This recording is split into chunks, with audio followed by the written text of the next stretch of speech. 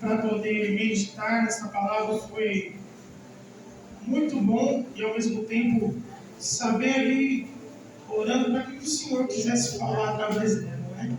Porque não somos nada se doando no fundado e Ele que nos capacita todos os dias. Amém? Voltando aqui para o capítulo 2, mais precisamente no início, o livro de Ezequiel é um livro bem profundo, para quem teve já a oportunidade de ler. Ali, o Senhor, Ele o chamou, o separou como sacerdote, chamou ele para assumir essa responsabilidade e, mais precisamente, para que ele enviasse, para que o Senhor enviasse ele para uma missão, de falar para o povo de Israel. Ezequiel então recebe esse chamado quando ele estava cativo na Babilônia.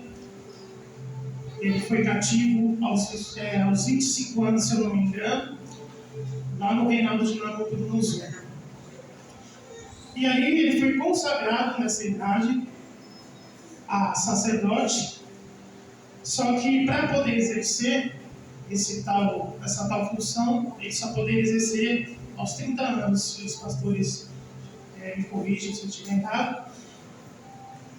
Ele só poderia exercer com uns 30 anos. Foi nesse período que Nabucodonosor ele reuniu o povo e levou o cativo para a Babilônia. E aí, nos estudos diz que nesse período ele estava lá e foi ali que ele teve a sua primeira visão com Deus. Estamos acostumados a falar de Ezequiel sobre o Vale de Ossos Secos, mas aqui ele teve a sua primeira visão. A visão que ele viu a glória de Deus naquele lugar, sobre ele. E nós sabemos que a função do sacerdote era o quê? Era ouvir o povo, consultar a Deus, enquanto a do profeta, ele seria a própria boca de Deus, no lugar onde ele enviara, o Senhor enviara. E aqui eu falei, Senhor, como o Senhor é maravilhoso, né? O Senhor permitiu tal situação para que ele fosse cativo, fosse para a Babilônia, fosse para um lugar que não era apropriado, mas quando o Senhor quer usar, ele usa situações difíceis, se coloca em lugares que não são prováveis, para falar que este aqui você vai ser usado neste lugar, porque ali terá um propósito, ali você será a boca de Deus naquele lugar. E ali ele viu aquele potencial, ele viu uma nova vertente que Ezequiel podia ser executada. Então são situações difíceis em que Deus mais nos usa. E Ele olha para nós e chama para a batalha. E Ele diz lá, voltando no versículo: Filho do homem, estou mandando você ao povo de Israel, que se revoltou e se virou contra mim. Eles são teimosos, não me respeitam por isso, e mando você dizer a eles aquilo que eu, o Senhor, Deus, quero te dizer. Mas, se derem atenção, ou não derem atenção, você vai falar do mesmo jeito. Então, quando Ezequiel foi ao local em que Deus marcou com ele, Deus já estava à sua espera. Porque Deus, ele anseia se encontrar conosco. E devemos estar somente prontos, somente preparados. Porque o Senhor, ele pede, levanta-te, porque eu quero falar com você. Então, Deus encoraja Ezequiel a não ter medo de falar, porque sabia que ali seria uma situação bem difícil para Ezequiel poder falar, chamar o povo à atenção, chamar o povo ao arrependimento, falando naquela época, né, daquele povo de Israel que estava ali, cheio de idolatrias, costumes, mas a última coisa que eles queriam é saber de Deus. E aí ele diz: esse povo vai te desafiar, eles vão te desprezar. E ele faz um comparativo aqui, que seria como viver no meio de escorpiões. Mas mesmo assim, Ezequiel, não seja teimoso como eles. Abra tua boca e come o que eu vou dar a você. Ou seja, estava alimentando ele com a palavra. Ele diz aqui no versículo sobre o rolo que ele estava pedindo para Ezequiel comer. E ele falava assim, coma desse rolo. E quando ele comeu, ele sentiu que era doce como mel. E a palavra do Senhor é isso. Ela não é somente correção, mas ela também é um consolo para nós. Ele corrige, mas ele chama a nossa atenção para nós nos corrigirmos, para olharmos para nós dentro de nós mesmos e enviar aquele povo para ser boca de Deus lá fora, para chamar ao povo ao arrependimento. E aí ele diz que viu uma mão que se estendeu até ele e entregou esse rolo. Ezequiel, quando abriu esse rolo, viu coisas escritas. Nos lados estava escrito, era gritos de dor, lamentos e gemidos.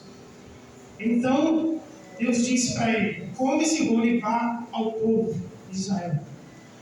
Ezequiel estava sendo alicerçado pela palavra, sendo preparado para a batalha, pois ele sabia que não ia ser fácil. Então somos levantados para entregar a mensagem de Deus, fazer o ídolo do Senhor, independente se irão receber ou não. E aí no versículo 17, como nós lemos, ele diz aqui, e antes disso ele diz que Deus emudeceu ele ficou mudo durante 7 dias. E ali quando ele estava pronto, ele falou, filho do homem, eu vou te dar uma atalaia sobre esta casa de Israel. E tu, da minha boca, ouvirás a palavra e avisarás da minha parte. E o que o atalaia significa? O atalaia é o vigia. O atalaia é o sentinela que fica no mais alto da torre para poder vigiar.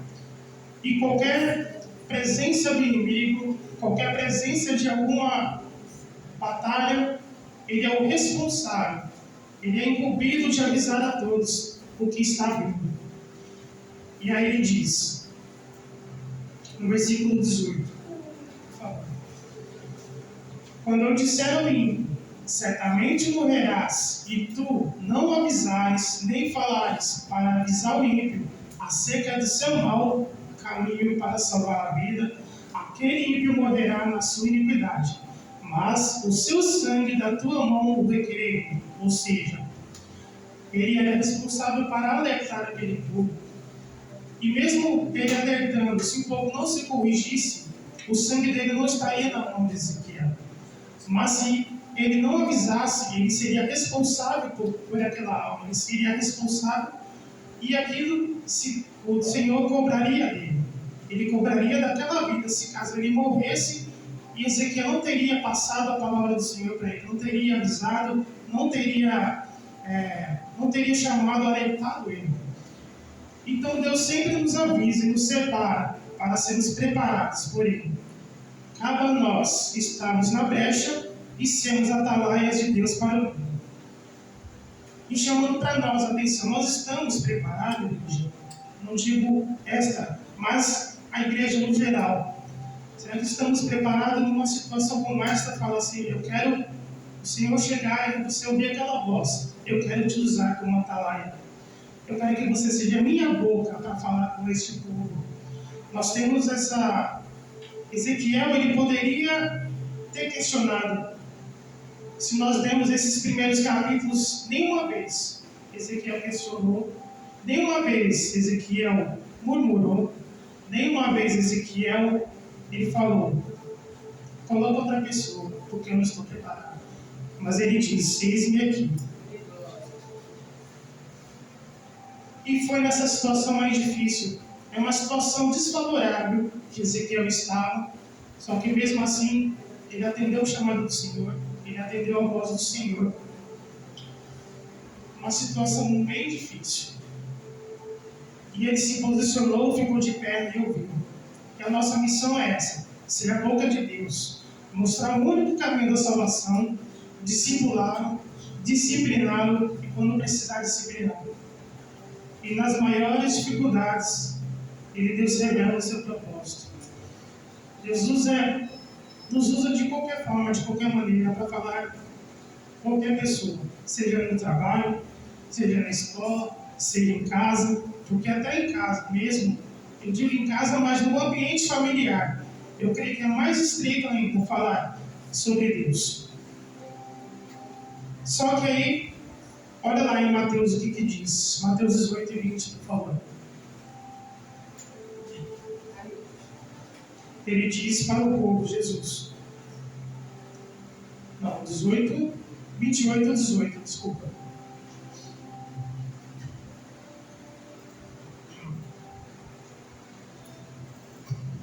E chegando Jesus falou-lhes dizendo: é-me dado todo o poder no céu e na terra. Portanto, ide, fazei discípulos em todas as nações, batizando-os em nome do Pai, e do Filho, e do Espírito Santo, ensinando-os a guardar todas as coisas que eu vos tenho mandado. E eis que estou convosco todos os dias, até a consumação do mundo. Amém. E aqui foi a mesma coisa. Ele preparou, moldou Ezequiel, e agora falou: você está pronto para ir. Vá, porque eu serei contigo.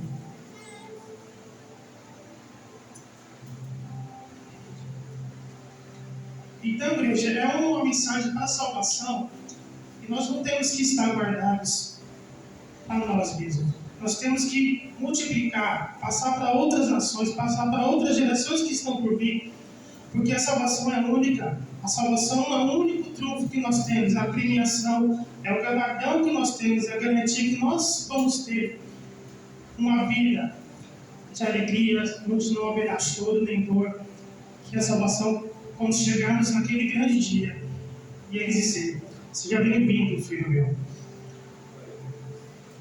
Então, nessa passagem, é tão difícil você passar essa mensagem para os outros. Vamos dizer que nesse período que nós passamos agora no Carnaval, quantas pessoas, e é até triste dizer pessoas, que servem a Deus, líderes, pastores que servem a Deus, e achar que estar ali no meio, achar que é uma coisa normal. Só que não é normal. É tanto vídeo que nós vemos, sabe, pastor? É tanto vídeo que fala que nem eu estava vendo um vídeo outro dia, de um certo líder, que ele estava dizendo que Carnaval é uma cultura do Brasil. É uma cultura popular. E ainda assim na Bíblia fala que nós temos que ser a luz do mundo e sal da terra. Mas aí a palavra do Senhor também diz lá em Tiago 4, que se amizade com o mundo é inimizade com Deus. Ou você serve a Deus, ou você não serve. Não tem como você servir a Deus, senhores. Quando você tem encontro, o encontro verdadeiro com Deus, aquele ambiente não é mais serventia sua. As coisas velhas, elas têm que se passar e tudo se faz novo. Se você tem encontro verdadeiro com Deus, você tem que se tornar uma nova criatura. Eu imagino Ezequiel estando ali naquela situação, de poder alertar o povo, de falar com aquele povo, e mesmo assim ele simplesmente virar as costas para ele. Mas, assim como Ezequiel ele fez, está fazendo, ele se esforçou para fazer a parte dele. Ele se esforçou para dizer assim, que o arrependimento é o que nós precisamos. Que nem ele diz lá no versículo 13 de Ezequiel. Isso, Ezequiel 3, versículo 8, perdão.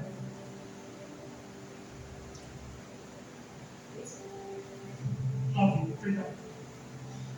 Fiz como diamante a tua fonte, mais forte do que a pedreira. Não temas, por nem te assombres com os seus rostos, porque são casa rebelde. 10. Dize-me mais, filho do homem, receba no teu coração todas as minhas palavras que te hei de dizer, e ouve-as com os teus ouvidos. Próximo. Eia, pois vai aos do cativeiro, aos filhos do teu povo, e lhe falarás e lhe dirás: assim diz o Senhor Deus, que ouçam, quer deixe de ouvir.